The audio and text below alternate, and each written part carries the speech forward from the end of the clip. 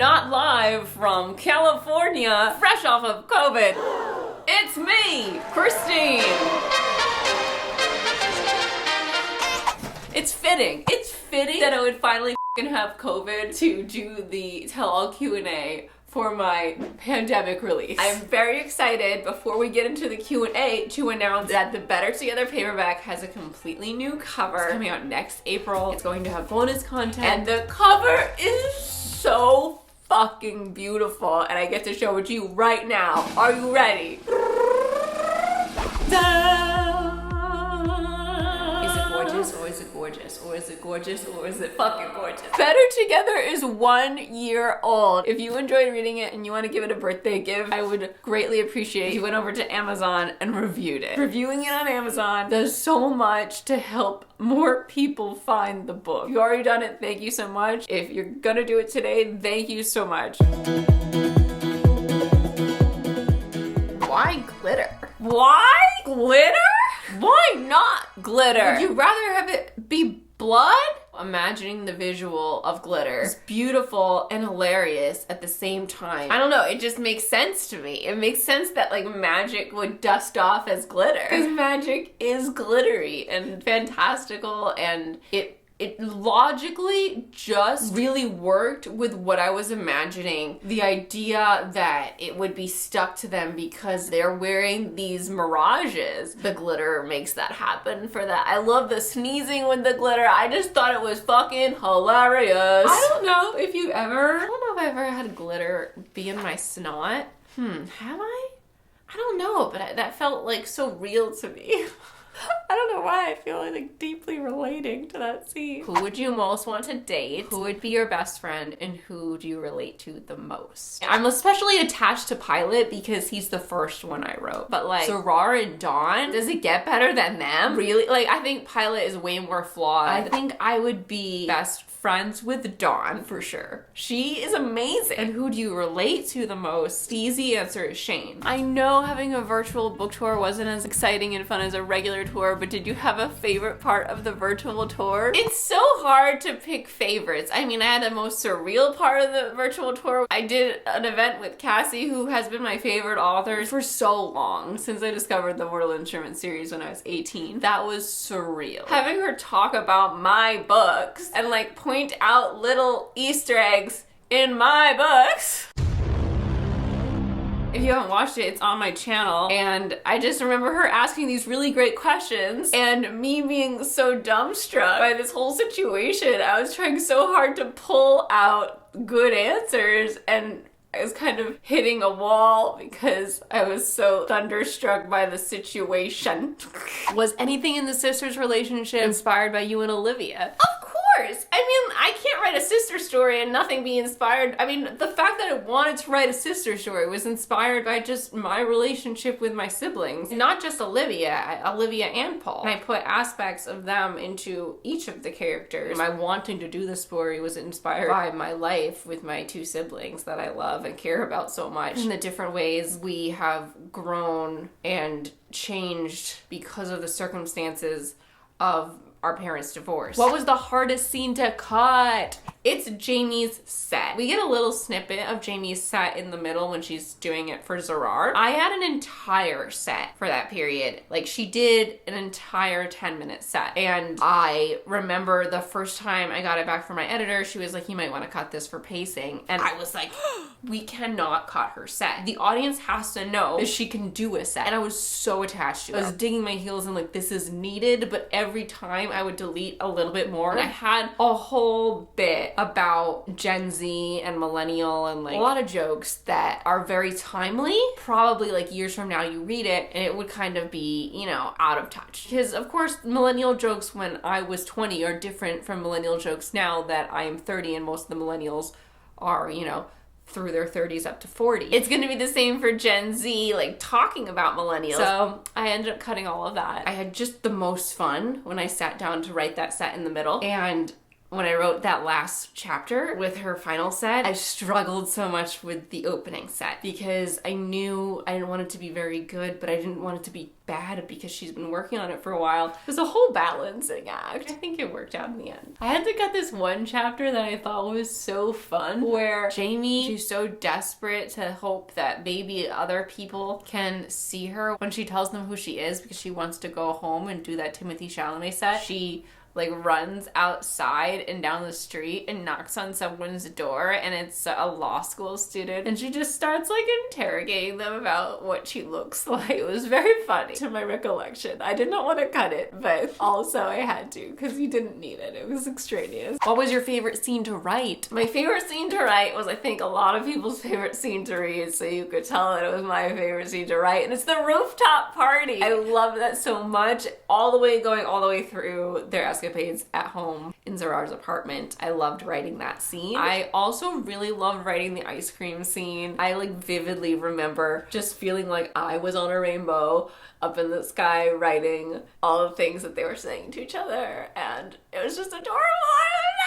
Anytime I think of that scene, I just like want to squeal. Also, the bonus chapter that I got to put in the Barnes & Noble Special Edition was one of my favorite scenes to write. And I reread it recently because I'm going to write bonus stuff for the paperback, and I wanted to get more familiar with how I ended it in this version, because that feels like the real end to me, and it's one of my favorites, and it hurts me that it's not actually in the actual book. If you haven't read it, I feel like that is the true end, and I feel like some of the stuff in there's a little important. I mean, it's not vital, but like it's a little important to know for the future if you're interested. What's the biggest change plot-wise from first draft to last draft? The biggest change has to be that there was no magic aspect in my very first draft. And I'm not talking about my very first completed draft, but my very first mind draft and mind outline. The idea to do the magic that I did went through my mind, and I ran it by my friend, and she was like, Christine, you've already got a lot going on here. Just don't add anything. And I was like, okay. And that was before, when I was still developing the characters and their relationships and the ins and outs of how the story would go. And then by the time that I had it more solidly down, I had 3 chapters written. I gave them to my editor, and she came back and was like, what if you did this? Because your brand is kind of like a dash of magic. And it was the same idea that had run through my head. And I was like, you know what? I was actually thinking about that. I think it would be really fun. And I think in a way it would really help the development and the arc of both of our characters and also be hilarious. Did you draw on personal experience with the injuries and such when writing Siri? Yes, I definitely did. I have had a lot of back problems over the years. I will never forget the ballet class. We were doing like 50 changements or something. I like had this spur of pain through my body and my back, and I had to sit out for the rest of the class. And I was so scared because I'd never felt pain like that before. 6 to 8 months after that, I was in so much pain and I had to sleep on the floor. It was really terrible. That was like, I was 13 or 12 and a half or 13. I didn't go back to ballet the next year because I could not arch my back anymore. So my ballet career ended at 13. I switched gears to want to do competitive cheerleading, but I had to do tumbling to do competitive cheerleading. Like I had to get my back handspring and I had to get my back tuck, and I was really scared at first to do that. I started doing it, and like the pain was manageable as I got deeper into my competitive cheerleading career, and I was like super into doing my back tuck. That's when the back pain got really bad again. I'll also never forget the chiropractor appointment where he was looking at my x-rays and he just told me I need to stop doing cheerleading. But at that point, I had 2 years left, and I was like, I'm gonna do it. Just 2 more years. So I did, and yeah, my back's really fucked up. Yoga has been a lifesaver. Honestly, since yoga, the amount of issues I've had have gone down so much. It's magic. Where did the characters of Jamie and Siri start? Was there an inspiration behind them? Of course there was inspiration. Jamie was like a combination of some of my close friends and a piece of myself. And then Siri was like 16-year-old Christine meets 16-year-old Paul meets 16-year-old. It was like, honestly, it was like all 3 of the Riccio kids, like pieces of us combined to make Siri. What Taylor Swift song best represents how you, Christine, feel toward Better Together? The first that came to mind is Long Live, and then 7, and the third is This Is Me Trying. I listened to folklore a lot while I was writing this book, of course, because it came out while I was editing. Those 3, 7, Long Live, This Is Me Trying. What was your headspace like while writing Better Together, and how is it now, post-breakup and post-crisis mode of COVID, while writing book 3? While I was writing Better Together, the majority of it, I was feeling very powerless because there's a lot of drama happening with my family, and there always is, but it was cresting while I was writing this book. I couldn't do anything about it, so I was in a very anxious space because, of course, COVID happened right after I finished the first draft, so most of this I was drafting during COVID. It was just an anxiety storm. It was 2020. How it is now, it hasn't changed. I mean, it's changed. I'm still in a weird space. Like, I'm still in an unstable space where I feel like I don't have a set routine and I'm not completely settled into something. Like, I felt kind of settled into a routine while I was writing Better Together because I didn't leave the house for a very long time. And right now, I'm like trying to leave the house and I have a puppy. I'm in this in-between place. My book 3 headspace has been up and down and up and down. I saw this tweet from Phineas that really made me zoom out and be like, yeah, what the fuck was I doing? And when I first started outlining Better Together, it was right after Again But Better. And everyone who didn't want a YouTuber to have a published book was, you know, trying to find the easiest thing to use to tear down Again But Better, and that was the fact that the lead character had a lot of me in her. So when I went into writing Better Together, I was like, people think I can't write a character that's not just exactly like me. So I sat down and was like, fine, watch me write Gives No Shits Jamie and Angry AF Siri. I was doing that thing that Taylor Swift talks about in her, I think, like, Woman of the Decade speech. Because I do the same thing. When she was saying it, I was resonating with it pretty hard. Like, when people told her she was too this, she went to the other extreme. She's trying to please her critics. But the fact of the matter is that a critic is always going to find something new to criticize, no matter how much you adjust to try to fit what they will like. With Better Together, a lot of what I was trying to please the people who were insulting Again But Better. And I mean, not that I was like so intensely doing it that I was, you know, I was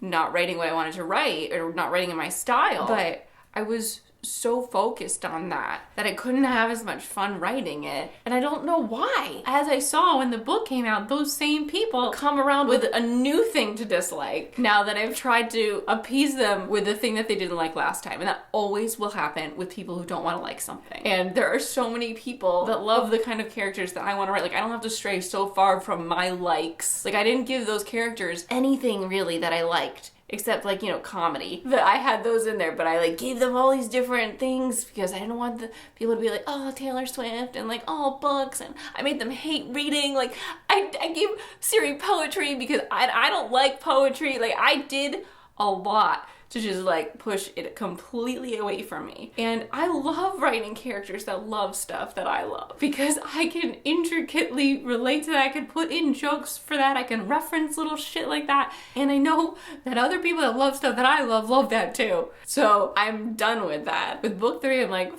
this. My lead character likes books, and I don't like writing characters that don't like books. It hurts my soul, period. And there are so many characters in books that love books because people who write books usually love books. It's ridiculous. What would your dream cast be for a TV show or movie adaptation of Better Together? So I've given this a little bit of thought, but I know that there are so many actors that would be fantastic in any sort of Better Together adaptation. But off the top of my head here, I have a limited, I feel like, scope of young Hollywood. For Jamie, I was thinking like Joey King or Sabrina Carpenter could be an amazing Jamie. And then for Siri, I was thinking like Maddie Ziegler or Millie Bobby Brown could be fantastic series.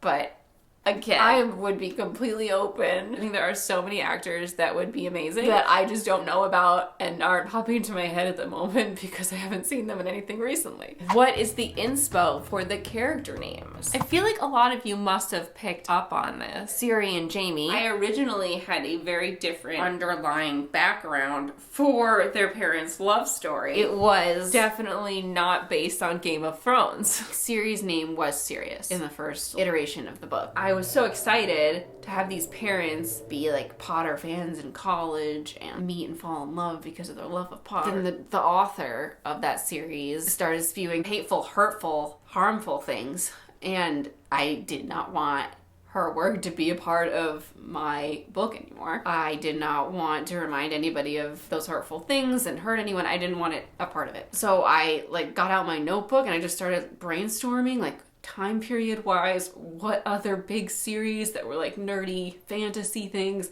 could I make their parents fans of, and what am I a fan enough of that I can imbue the book with some humor about that fandom. And then Game of Thrones really fit the bill in so many different ways, and on top of the timing and stuff working out, it also fit the name bill because I wanted their names to be a joke. I wanted the reveal that their names were James and Sirius to be a thing. I realized that there is a Jamie, and there is a Cersei, and Jamie and Siri works for those two. I can do some shit with that, and I did, and it was really fun to have that at the end. If you were to make a How to Make Anyone a Reader video for the Better Together characters, which book would you recommend to each of them? I think Siri would freaking love Addie LaRue, so I would give her The Invisible Life of Addie LaRue for sure. And she would get deep in her feels reading that. And then Jamie, she's the tough one. I mean, I feel like she would really enjoy Cassandra Clare, but I think maybe I would give her A Good Girl's Guide to Murder, because I think just the word murder would catch her attention more and make her want to read it more. How did you get the narrative voices distinct and different from each other? Basically, I went into writing them with certain decisions about how their chapters will read. Jamie always wants to talk, so much of her chapters are her talking to other people. It's dialogue. And a lot of Siri, because she's very anxious and neurotic and angry and she doesn't like people to see that side of her,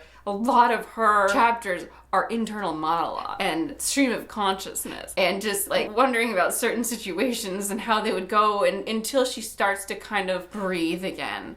She's very much in her head about situations and how people could react to this and this and what if it's like this and what if it's like this. She's very internal and Jamie's very external. That was my grounding stone going into each of their chapters. And then as you get to know each of your characters more and you get deeper into the book, you just start to develop more of a solid idea of how they're different and how they're similar because they're sisters. I remember from the very beginning, I had these grounding stones about what each girl believes about herself. Jamie is a disappointment to herself. Siri thinks she's a disappointment to everyone who meets her. Oh, that's sad. Are you putting a Better Together cameo in your next book? What do you think? What are your favorite lines from the book? Oh my god. Well, I know one of my favorite chapters is A Girl Alive. I just was laughing hysterically as I was writing it. So this is the chapter where Jamie gets rescued in the canoe by Vegard. Are you really carrying me right now, or am I hallucinating and you've wrapped me up in one of those mummy blankets and I'm being pulled behind you in a wagon? Do you think you can walk to Terry's? Yes. Immediately my knees buckled. What a time I had in this chapter. She's like, do tell, distract me, young sir. I'm older than you. How do you know? How old are you? How dare you ask that of a lady? I love when Jamie and Siri bicker. I've had so much bickering through my life with siblings, and boy, do I enjoy writing my own bickering siblings. A line that really sticks out to me, because it was the last thing I wrote before I sent in the book and couldn't make any changes anymore, was the very end of the sexy scene between Zerrar and Jamie. At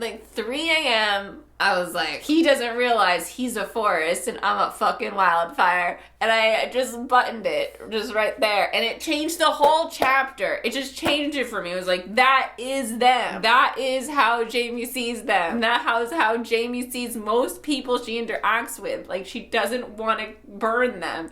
but she feels like she can't help it. And that line wasn't in the arcs because, again, it was like the last thing I changed before like everything was lost. I was very upset about it not being in the arcs because I just felt like that chapter felt incomplete. Mary kiss Cliff. Zerar, babe, done. Oh my goodness. So I'm really sorry, but I'm gonna Cliff babe. I'm sorry, babe. I'm really sorry. I think I'm gonna kiss Zerar and I'm gonna marry Dawn. We would have so much fun together. I love her. Which POV did you like writing more? I feel like I would go back and forth on this. Like when I got really into writing Siri, I would be into writing Siri, but I think I had more fun writing Jamie because I love the freedom of being able to just like make her say whatever and she'll do whatever.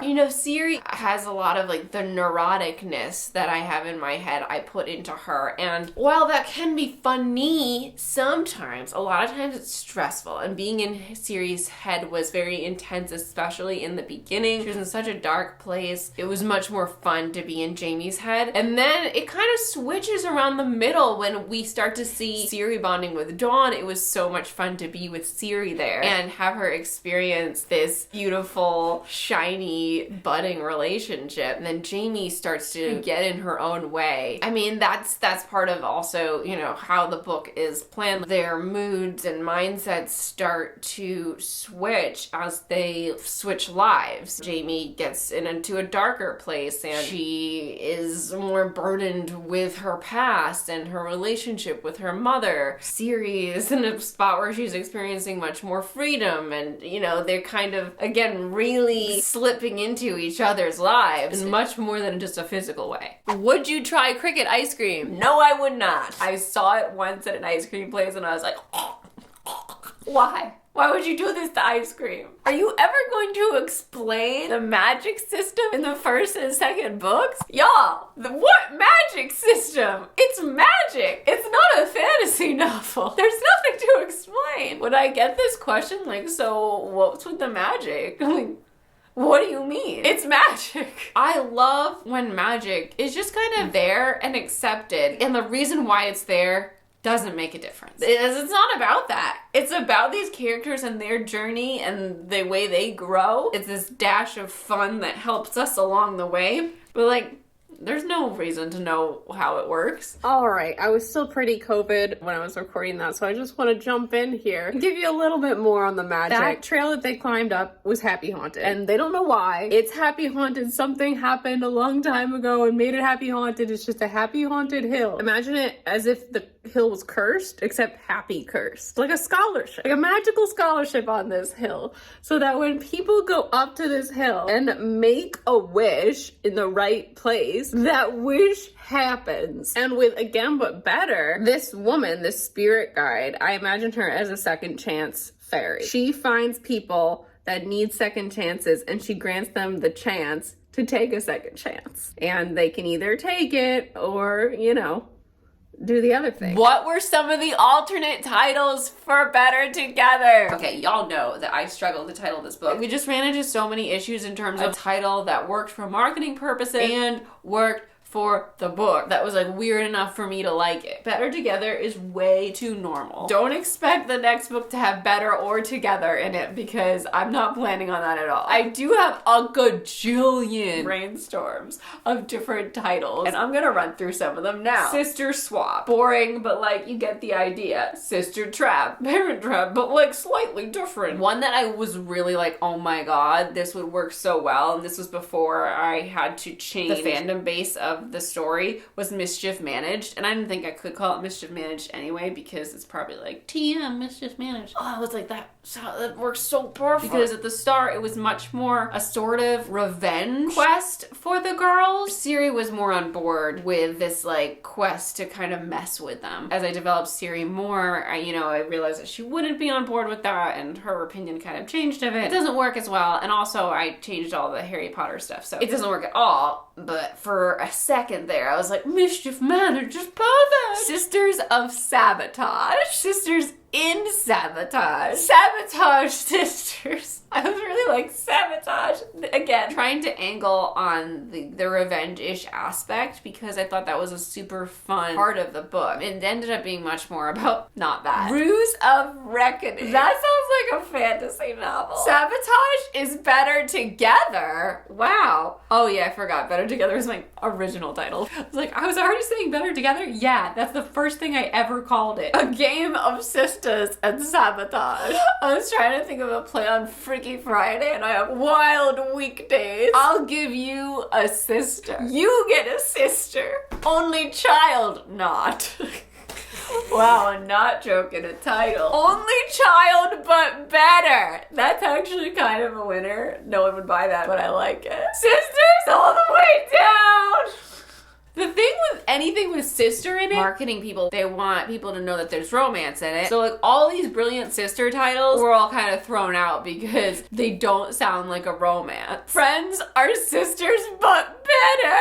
Sisters, subterfuge, and sandwiches? What? Twins but better. Coordinated forgery. That's a thriller. Stranger sisters, because they were strangers, get it? To all the parents who fucked up before. The Comedian and the Dancer. That could have worked maybe, but it tells you nothing about it. But like, it could sound like a love story between a comedian and a dancer, which like we're not looking for in the title, but it doesn't make sense when you start to read the book. 17 Steps to Sabotaging Your Parents. I actually really like that one. That would be great for like a 5th grader novel. Both of them are lying. 7 Steps to Sisterhood. Imposter Syndrome. Oh wait. Imposter Sisterdom. That's what it is. Oh shit. Wow, that's kind of good. I really love Both of Them Are Lying. Children of Regret. Estranged Sister Syndrome. I was really stuck on sister. The Sibling Thieves. The Sister Thieves. Medium Women.